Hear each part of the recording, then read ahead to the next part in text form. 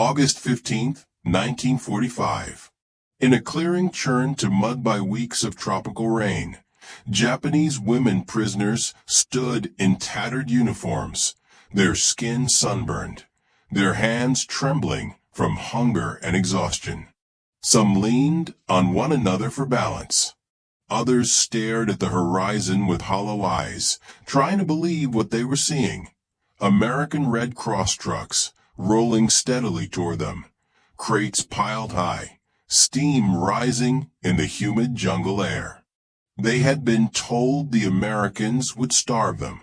Propaganda painted the occupiers as cruel and merciless. And yet here, on this sweltering day, came warm loaves of bread and sizzling pork. The aroma hit them first, sweet and rich, cutting through the tang of mud and sweat. The reality of life in the Pacific Theater for these women had been stark. Captured in the Philippines, Okinawa, and Burma, many had endured months of minimal rations.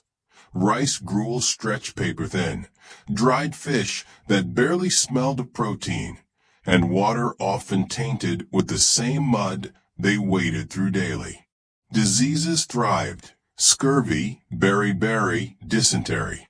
In some camps, over 40% of prisoners suffered from vitamin deficiencies that left them weak, dizzy, and malnourished.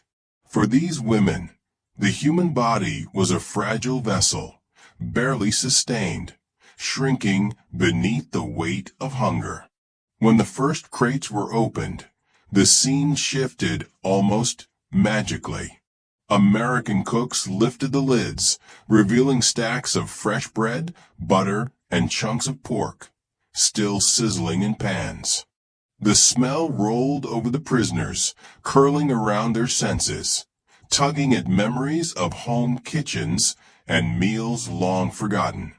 One woman later recalled, her voice trembling even decades afterward, "I thought I was dreaming. Pork? Bread? It smelled like freedom." Her words linger, capturing the disbelief that ran through hundreds of women that day. Hundreds of women who had learned to ration even their hope now faced abundance they could barely process. The portions were generous. Each woman received more in a single meal than she had eaten in weeks, perhaps months. Bread, warm and soft, yielding in their hands. Fat from pork that melted against their tongues. Even the simplest tastes became luxuries. The crunch of crust, the saltiness of butter, the hint of sweetness in the bread. Some paused mid-bite, as if tasting these foods for the first time, testing their senses against reality. And yet, even in such wonder, old habits die hard. Some women reportedly hid pieces of bread under their clothes, their minds refusing to accept that abundance could exist without immediate danger. They feared a mirage, a cruel trick that would vanish the moment they dared to relax. It was a moment rich with contrasts, the stark desperation of the past months colliding with the surprising generosity of strangers. Hunger met abundance. Fear met trust. The mundane act of eating became a radical act of survival and rediscovery. But what came next shocked them even more. The Americans weren't just feeding them. They were asking questions, listening, learning about their lives. Curiosity replaced suspicion. Conversation replaced command. And in those exchanges, as modest and human as they were, the prisoners began to glimpse a world beyond survival. A world where compassion could exist even amidst the ruins of war. The women sat in neat rows on the rough-hewn benches of the camp, tearing bread with cautious hands. Some exchanged glances, incredulous smiles tugging at their lips. A few laughed softly, almost embarrassed at the absurdity of their own disbelief. The taste of food was only the beginning, one remembered later. What we hadn't expected was the humanity that came with it. After decades of war, of orders and punishment, the idea that someone might care, truly care, was disorienting. American military nurses, Red Cross personnel, and camp administrators stepped into this vacuum of trust, guiding the women from mere survival toward recovery. Records from the American Red Cross show that in the weeks following the liberation of Pacific camps, thousands of meals were prepared daily, with dedicated medical teams attending to malnutrition, tropical diseases, and psychological trauma. The U.S. Army's reports noted that nearly 80% of female POWs in these regions required immediate nutritional intervention, a combination of high-calorie meals, vitamins, and gentle monitoring. For women accustomed to austerity, even small gestures were startling. Nurses asked questions about their families, their villages, their lives before captivity. We weren't used to being asked questions that didn't lead to punishment, one woman recalled. The contrast was sharp, from fear to curiosity, from obedience to conversation. It was disorienting, sometimes overwhelming, yet quietly transformative. Recovery was not immediate, but it was tangible. Caloric intake increased steadily.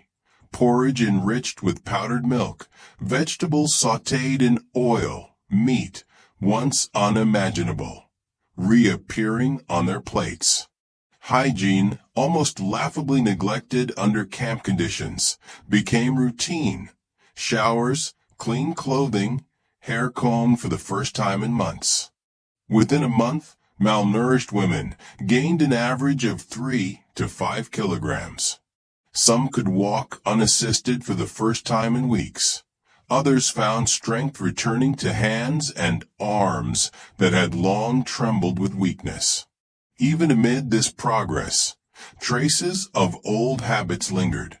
A few women reportedly argued over the last slice of bread like it was gold, eyes darting to ensure no one would snatch it away.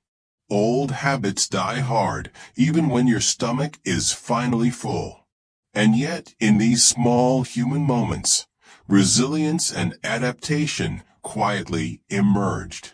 Emotionally, the transformation ran deeper than mere physical recovery. Distrust gave way to cautious gratitude. Fear of the Americans softened into tentative curiosity. Some women spoke in whispers to each other about the strangeness of it all, how kindness could coexist with the memories of war, how compassion could arrive even after devastation. These moments foreshadowed a broader cultural shift, a fragile beginning of post-war reconciliation. Former occupiers and occupied, once defined by suspicion and enmity, began to glimpse a shared humanity. Historical reflection underscores the significance of these interactions. The American approach, combining care, nutrition, and personal attention, did more than sustain life. It reshaped perceptions, planting seeds of empathy that would influence post-war relations between the United States and Japan. The liberation of POWs was not simply a military success. It was a lesson in trust, resilience, and the quiet power of generosity. In the end, for these women, a simple meal became a symbol of survival, of compassion, of unexpected kindness from those they had feared most. The war had ended, leaving behind broken camps, exhausted bodies, and shattered spirits. Yet alongside that destruction, a new understanding, painful, fragile, and hopeful, had begun. It would not erase the horrors they endured, but it offered a glimpse of a future where humanity could prevail, even in the aftermath of unimaginable suffering.